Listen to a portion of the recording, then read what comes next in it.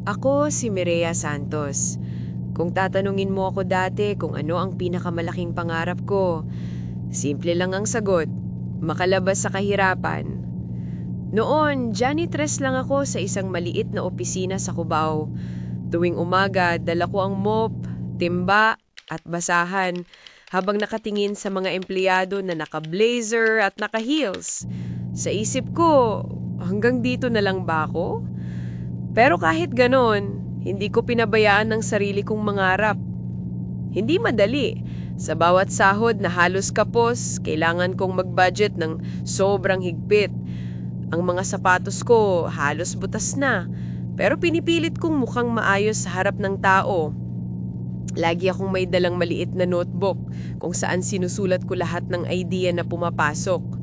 Minsan, habang naglilinis ng conference room, naiisip ko kung paano kaya kung ako naman ang may meeting, ako ang may negosyo, at ako ang magbibigay ng trabaho.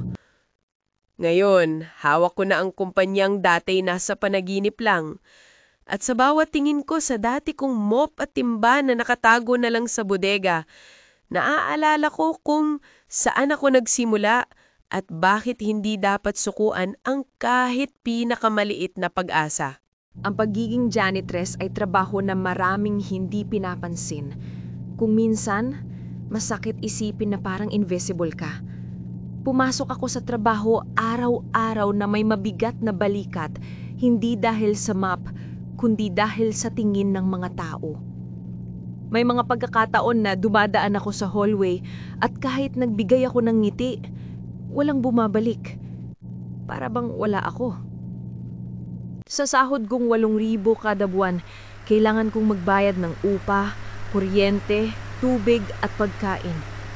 Ang matira, halos wala. Minsan, nagtitimpla ako ng instant noodles at yun na ang tanghalian at hapunan ko. Lalo na kapag sumasabay pa ang bayarin sa ospital ng nanay ko na may iniindang karamdaman sa baga. May isang araw na hindi ko makakalimutan. Habang naglilinis ako sa pantry, narinig ko ang 2 empleyado na nag-uusap. Alam mo, minsan naiisip ko, paano kaya kung maging janitress ka habang buhay? Nakakatakot, di ba? Grabe, parang wala kang ibang pwedeng puntahan. Yun na yung end. Parang tinusok ang puso ko. Naramdaman ko na para sa kanila, ang trabaho ko ay katapusan ng pangarap. Pero hindi nila alam, bawat basang sahig na pinupunasan ko ay kasabay ng pangarap na sinusulat ko sa maliit kong notebook. Pero paano? Walang kapital, walang koneksyon, walang mataas na pinag-aralan. Gabi-gabi, tinatanong ko ang sarili ko, Mireya, hanggang kailan ka kakapit sa trabahong ito na hindi sapat? Kaya mo bang tumalon sa hindi mo pa nakikita? Habang lumilipas ang buwan, mas naramdam ko ang bigat ng sitwasyon. Kapag nakakauwi ako galing trabaho, imbes na makatulog agad, nakatitig lang ako sa kisame. Naiisip ko ang bukas na uulit na naman. Gising ng alas 5, biyahe, linis, kain ng konti, uwi, at pagtulog. Paulit-ulit, walang pagbabago.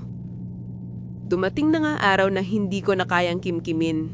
Naabutan ako ng kaibigan kong si Liza. Kasamahan ko rin sa janitorial. Mireya, bakit ang lungkot ng mukha mo? May problema ba? Liz, pakiramdam ko natatrap ako. Parang wala na akong direksyon. Hindi ko alam kung kaya ko pa ng matagal na ganito. Alam mo, naiintindihan kita. Pero baka hindi natin kayang baguhin ang mundo. Napaupo ako. Totoo eh. Baka nga hindi ko kayang baguhin ang mundo. Pero pumasok din sa isip ko. Baka pwede kong baguhin ang mundo ko. Ngunit masakit ang realidad. Kahit anong tipid ko, hindi ako makapag-ipon. Kahit anong sipag ko, hindi sapat ang sahod. At kahit anong dasal ko, parang walang pintong bumubukas. Para bang sinisigaw ng buhay. Hanggang janitress ka lang, Mireya. Isang gabi, Habang nag-aayos ako ng gamit, napansin kong notebook ko na puno ng sulat at sketch ng maliit na tindahan ng cleaning supplies. Naalala ko ang mga empleyado sa opisina na madalis naghahanap ng mabibili na mura pero quality na panlinis. Doon nagsimula ang idea ko. Una, sinimulan ko sa maliit. Gumamit ako ng ipon na halos 3,000 lang. Bumili ako ng ilang galon ng dishwashing liquid sa wholesale. Nilagyan ko ng sariling label. Gamit lang bond paper at printer ng kapitbahay. Inalok ko muna sa mga kasamahan ko.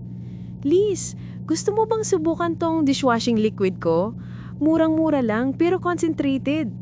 Nagulat ako na pumayag siya agad. Pagkalipas ng 1 linggo, lumapit siya ulit. Mir, ang ganda nito. Pwede bang order ulit? At baka yung kapitbahay ko din gusto. Doon nagsimula. Unti-unti dumaki at bumibili. Naglalakad ako mula sa bahay hanggang palengke para mag-alok. Minsan tinatanggihan ako, minsan pinagtatawanan. Pero sa bawat isa na tumatanggap, naramdaman kong may pag-asa. Lumipas ang ilang buwan, natutunan kong gumamit ng social media para magbenta. Kahit simpleng cellphone lang ang gamit ko, nag-upload ako ng mga litrato ng produkto. Nagulat ako nang may umorder mula sa kabilang barangay. Hindi ko akalaing lalago. Sa bawat kita, imbes na ubusin ko, iniipon ko para makabili ng mas maraming stock. Hanggang sa isang araw, nakapag-upa na ako ng maliit na pwesto sa tabi ng palengke. Nakaprint na rin ng maayos sa mga label. At higit sa lahat, natutunan kong makipag-usap sa mga supplier para mas mura ang kuha ko. Mahirap, maraming pagsubok.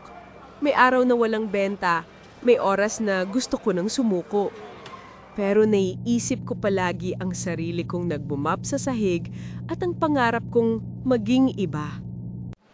Makaraan ng ilang taon, hindi ko na namalayan na may sarili na akong kumpanya. May mga tao nang nagtatrabaho para sa akin.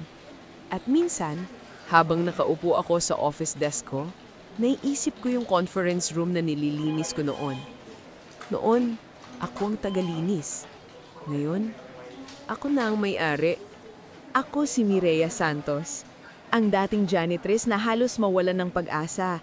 Ngayon ay may-ari ng maliit ngunit lumalaking negosyo. Ang matutunan ko, hindi palaging tungkol sa laki ng puhunan o taas ng pinag-aralan. Ang pinakamahalaga ay ang tapang at tiwala na kahit maliit na hakbang, may patutunguhan. Kapag naramdaman mong wala ng pintuan, minsan kailangan mong gumawa ng sarili mong pintuan. Hindi ako naghihintay ng tamang pagkakataon dahil baka hindi dumating. Ginawa ko ang pagkakataon sa sarili kong paraan. Naaalala ko pa ang mga gabing pinipigil ko ang luha dahil pakiramdam ko wala nang bukas para sa akin. Pero ngayong nakaupo ako sa opisina ko, hawak ang produktong ako mismo ang nagsimula, napapangiti ako. Dahil kahit maliit ang simula, hindi ito hadlang para makarating sa malayo. At higit sa lahat, natutunan kong ang dignidad ng tao ay hindi nasusukat sa trabaho niya, kundi sa paraan ng pagtayo niya mula sa pagkadapa. Ako si Mireya Santos, dating janitress, ngayon ay negosyante. Ang kwento ko ay hindi tungkol sa yaman o titulo.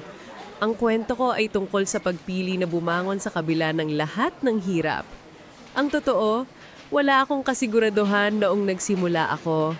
Pero sa bawat maliit na hakbang, natutunan kong kaya kong humakbang pa ulit hanggang makarating ako sa lugar na hindi ko akalaing para sa akin. Kung ikaw ay nasa puntong pakiramdam mo ay wala ng direksyon, alalahanin mo ito. Hindi mo kailangang maging pinakamatalino o pinakamayaman para magsimula. Ang kailangan mo ay tiwala sa sarili at tapang na hindi sumuko kahit gaano kahirap.